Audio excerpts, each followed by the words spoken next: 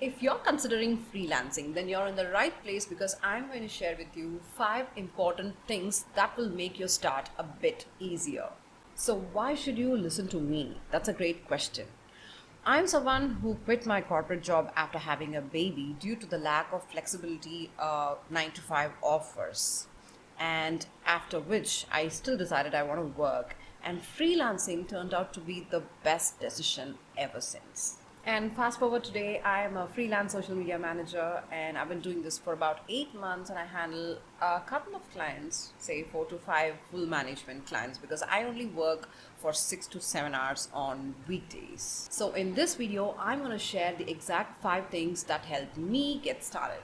Number 1 is to identify the skill that actually serves. Now, there are 2 reasons when it comes to why someone will choose to freelance. Reason 1: you have a skill that people frequently appreciate you for, and now you're trying to monetize it to earn an income. Reason 2 is you're trying to make extra money, or you're trying to quit your 9 to 5, change careers, and therefore you are looking to learn a new skill. Either way, freelancing has a low barrier to entry and it has a wide amount of opportunity.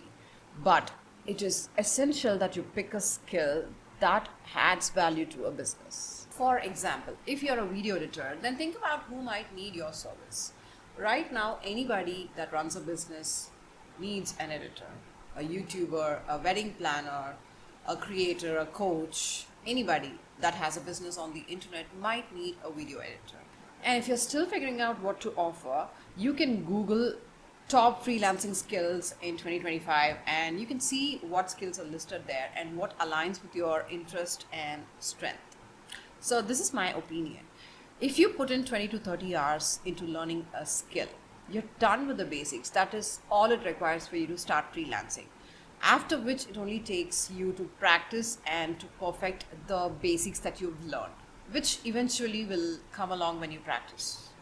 As long as you have a skill that meaningfully contributes to the growth of a person or a business, then you are sorted. You can earn money. Number 2 is to set your rates.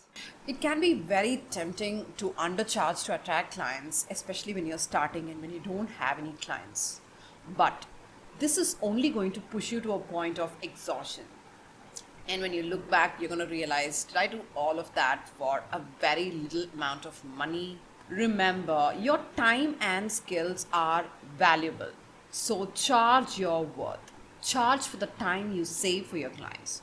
Charge for the amount of value you add for their business growth.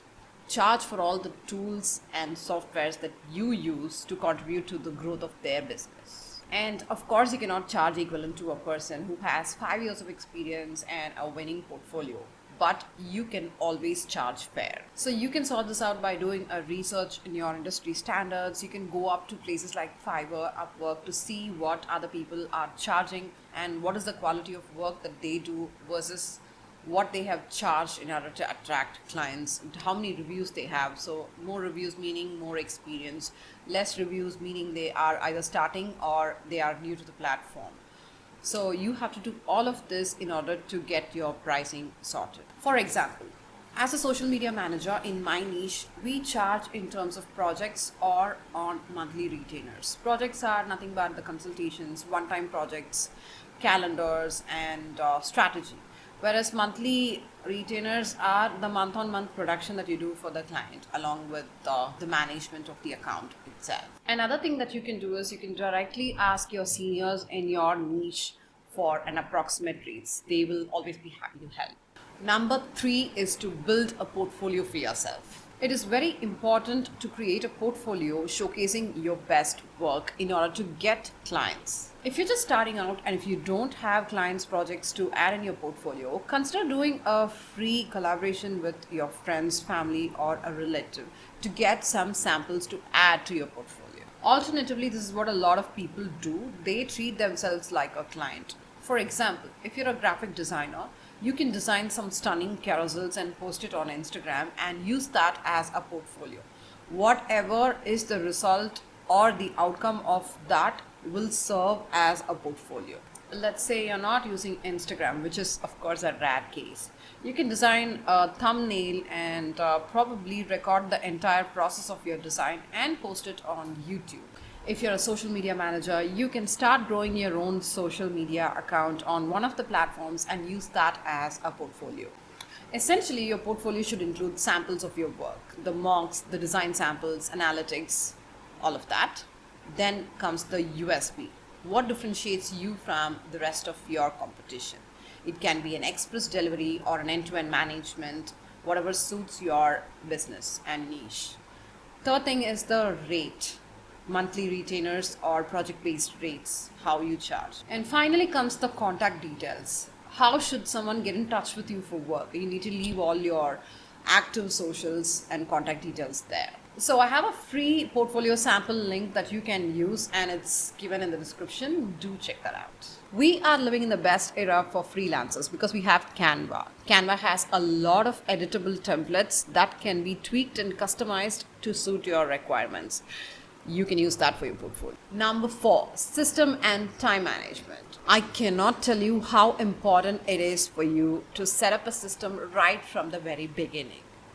Now, you can ask me, Reva, I don't even have clients, and what system are you talking about? Well, a system is like a roadmap where your client will travel with you. So you need to lay out a road, put lights and point directions so the client follows. Let's say you get your first client.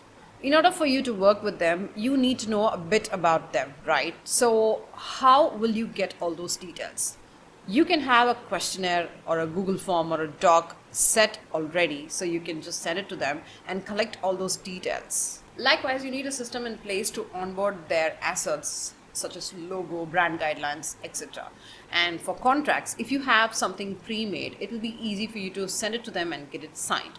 So all of these are what is called as a system. Having a system in place will reduce the burden of you repeating these tasks again and again every time when you have a client. It is true that freelancing offers great flexibility, but what a lot of people don't realize is, in order to fully experience the freedom of freelancing, you need to be disciplined and manage your time very well. So create a schedule that works for you. Put in your working hours, your deadlines, the holidays, all of that.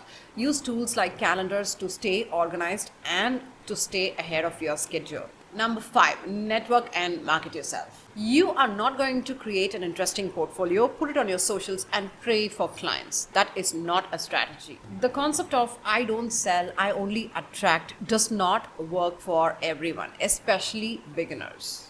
Instead of waiting for clients to find you because you posted some good quality of work, you can always hang out in networking groups and on your socials, and you can promote your work. You can start by DMing people in your close circle. You can also go to Google and look for businesses around your area, and you can stalk them a bit and see if your service would be a requirement to them. If it matches, then you can DM them with an offer and you can directly walk in with an offer. This works well for beginners. And the next thing is about the networking events. About the networking events, I've mostly been to all the wrong ones than the right ones. That's because I listened to the internet advice and took it all wrong. You need to hang out with the right set of people and need to have a lot of patience for the entire process to work. When I went to a networking meetup locally here in Chennai, I did not see an immediate requirement, but eventually that group became my go-to group to hire a logo designer or a photographer or a videographer. And I also got a client from there. In simple words, meet someone, genuinely be interested in their business, ask questions to understand, introduce yourself in a way that they see you as a fit into their business, exchange contacts and stay connected. If you found this video helpful, hit the like so I will know. I'm Reva, a social media manager. I make content about freelancing, social media and solopreneurship. Do consider subscribing to my channel if you want to hear frequently from me, and also follow me on my socials. I'll see you in my next video. Bye.